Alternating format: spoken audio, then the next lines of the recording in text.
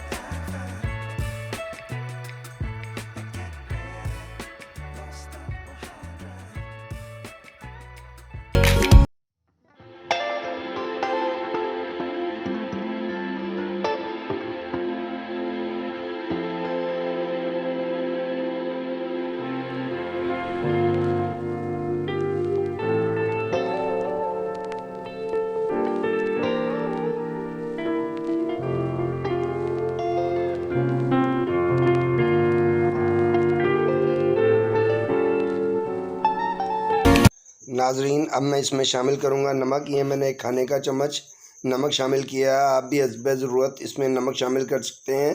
नमक मैंने बाद में इसलिए शामिल किया है कि ये कलेजी को हार्ड कर देता है। इसके अलावा अब मैं इसमें शामिल करूँगा सब्ज़ धनिया। बिस्मिल्लाहिर्रहमानिर्रहीम।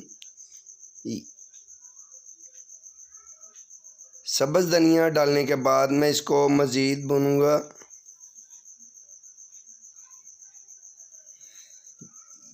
ये देखें माशाल्लाह कलेजी मेरी बिल्कुल तैयार हो चुकी है। अब मैं इसको ऊपर अदरक काट कर डाल रहा हूँ। अगर ये मेरी वीडियो आपको पसंद आए इसको लाइक सब्सक्राइब ज़रूर कीजिएगा। आपका मेज़बान तनवीर अहमद इंशाअल्लाह अगली वीडियो के साथ आपकी खिदमत में हाज़िर होगा। अस्सलाम वालेकुम, खुदा हाफिज़।